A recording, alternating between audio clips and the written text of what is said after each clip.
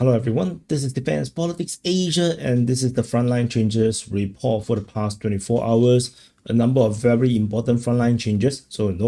Let's check it out. So the first frontline change we have is over at the Lyman front. So we jump to Lyman. So this is Lyman and the frontline change is over here at Lipove.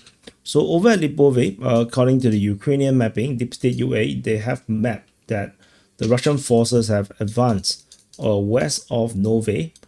They have captured the entire forest around Lipove. So I'm not entirely sure what is constituting Lipove, but yeah. So you can zoom in, you can see that you can't even see where the buildings are. So not entirely sure what Lipove refers to, but this entire forest here is taken by the Russian forces according to Ukrainian mapping. So this secures the western outskirts of Nove, and this will allow the Russians to continue to push out from this region. The advance is between 1 to 1.3, 1.4 kilometers. So that's mainly it, or 1.5 kilometers west of Nove, so which is here. And from here, the Russians are pushing in the direction of Karpivka. Along with the previous frontline change at Rikodo, they could basically attack Karpivka in two different directions. So after the Lipove, the next frontline change is over at the Niu-York front. So we move to the New York front. So this is Niu-York. The frontline change is here. As you can see, one massive big patch of pink or red over in the northeast of Toretsk city. This is the northeast. So over at Ozherenivka and between Ozherenivka and Dilievka, the Russian forces has been geolocated at this point. And this means that the entire region here has fallen to the Russian forces. So Druzhba, as a result, is largely almost fully secured. And this is a massive collapse of the front line for the Ukrainian forces. We are talking about a distance advance around as deep as almost 4.5 kilometers. And if you're talking about give me a second, I messed up with my short keys. Through the west, to the east is around 3 kilometers. To the south, to this nearest point is around 2.4 to around 2.4 kilometers. So these are pretty a massive frontline change in this sector, if you ask me. And this frontline change means that the Russian forces have a very strong foothold to attack into Dilievka, this one, and also the other Dilievka. And so this is one very important frontline change. And basically, you can see the strategic situation here change drastically. Very different. So after this massive 10.9 square kilometers captured, the next frontline change is nearby at Romanivka. So over at the Ukrainian mapping, they have mapped that the rest of Romanivka is taken by the Russian forces. So this confirms the Russians' full capture of Romanivka. The entire settlement is now confirmed captured. It is first announced to be captured on the 24th of May. So now with this, we can confirm that the Russian forces captured Romanivka. So the 30th of May. Yeah, so this is now confirmed to be captured by the Russian forces. So that's the big news, one of the big news. And now this crane no longer look like a crane. It looks like a baby tortoise. You see this is the shell. The shell is here.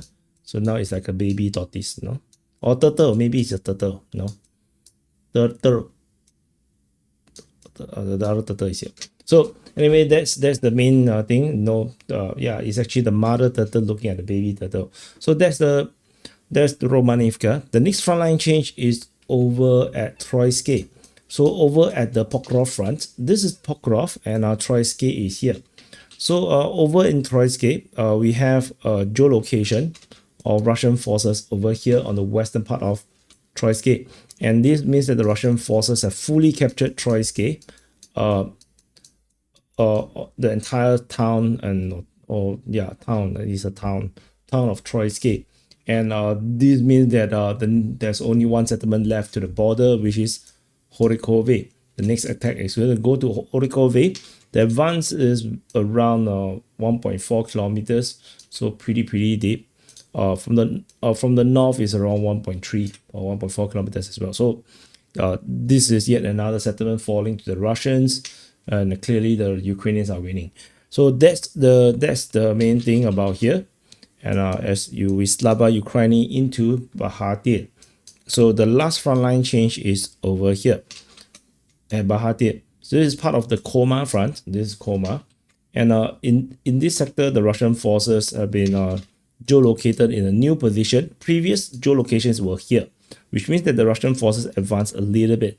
But with this geolocation also signifies that the Russians have expanded control.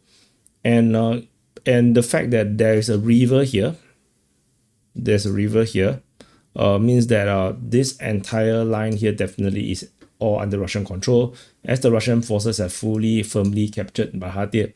So all of this region here is rightfully under Russian control. These are all open fields. No Ukrainian forces is going to be there.